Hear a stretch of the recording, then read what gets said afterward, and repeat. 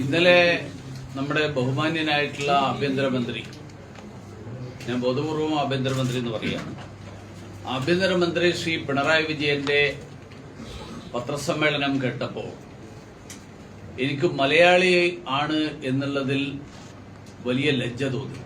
കാരണം അദ്ദേഹം ആ പദവിയിൽ ഇരുന്നു കൊണ്ട് അദ്ദേഹം ഇന്നലെ നടത്തിയ പരാമർശങ്ങൾ, ആ പരാമർശങ്ങൾ കേന്ദ്ര സേനകളെ അടക്കം അധിക്ഷേപിക്കുന്ന പരാമർശങ്ങളാണ് നടത്തിയത്.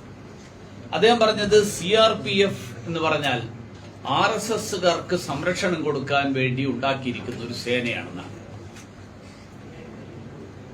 എനിക്കറിയില്ല അദ്ദേഹത്തിന് കേരളത്തിൽ ആർക്കൊക്കെ CRPF central reserve police force ആർക്കൊക്കെ സംരക്ഷണം കൊടുക്കുന്നു എന്നുള്ള വിവരം സംസ്ഥാന ആഭ്യന്തര വകുപ്പിന്റെ ചുമതല വഹിക്കുന്ന ആൾക്ക് അറിയില്ലെങ്കിൽ ആ പദവിയിൽ അദ്ദേഹം എന്താണ് ചെയ്യുന്നത് എന്ന് എനിക്കറിയില്ല. നമസ്കാരം.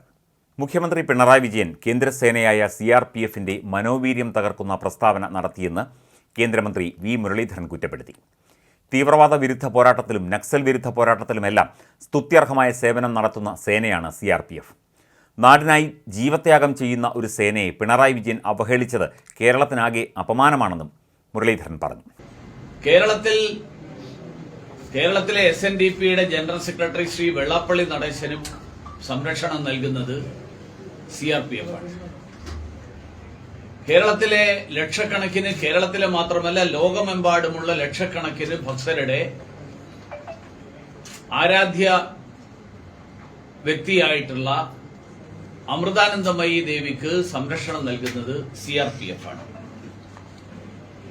നമ്മുടെ ഇന്ത്യ സഖ്യത്തിന് നേതൃത്വം നൽകുന്ന, പിണറായി വിജയൻ കൂടി ഉൾപ്പെടുന്ന ഇന്ത്യ സഖ്യത്തിന് നേതൃത്വം നൽകുന്ന വയനാട് MP രാഹുൽ ഗാന്ധിക്ക് സംരക്ഷണം നൽകുന്നതും CRPF ആണ്. വയനാട് MP കേരളത്തിൽ വരുമ്പോൾ സംസ്ഥാന ആഭ്യന്തര വകുപ്പിന് അറിയില്ലേ അദ്ദേഹത്തിന് സംരക്ഷണം നൽകുന്നത് CRPF ആണെന്ന്? ഇവരൊക്കെ RSS ആയത് എന്നു മുതലാണ്? മാതാ അമൃതാനന്ദമയിക്കും വെള്ളാപ്പള്ളി നടേശനും രാഹുൽ ഗാന്ധിക്കും സുരക്ഷ ഒരുക്കുന്നത് CRPF ആണ്. രാഹുൽ ഗാന്ധി RSS ആണോ എന്ന് ഇന്ത്യ സഖ്യത്തിന്റെ ഭാഗമായ പിണറായി വിജയൻ പറയണം. ഗവർണറെ നേരിടാനെത്തിയ ഗുണ്ടകളെ നീക്കാൻ കേരള പോലീസ് തയ്യാറാകാത്തതിനാലാണ് CRPF വന്നത്. നരേന്ദ്രമോദിയോടും ആരിഫ് മുഹമ്മദ് ഖാനോടുമുള്ള അന്ധമായ വിരോധത്തിന്റെ പേരിൽ സേനയെ അപമാനിച്ച പിണറായി വിജയൻ മാപ്പ് പറയണമെന്നും കേന്ദ്രമന്ത്രി ആവശ്യപ്പെട്ടു.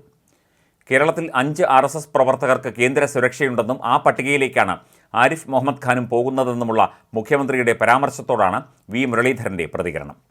പത്മ പുരസ്കാരത്തിൽ ചോദ്യങ്ങളുമായി ഇറങ്ങിയ പ്രതിപക്ഷ നേതാവ് VD സതീശൻ മാസപ്പടി വിവാദത്തിൽ മുഖ്യമന്ത്രിയോട് മറുപടി നൽകാൻ ആദ്യം ആവശ്യപ്പെടണമെന്നും മുരളീധരൻ പറഞ്ഞു.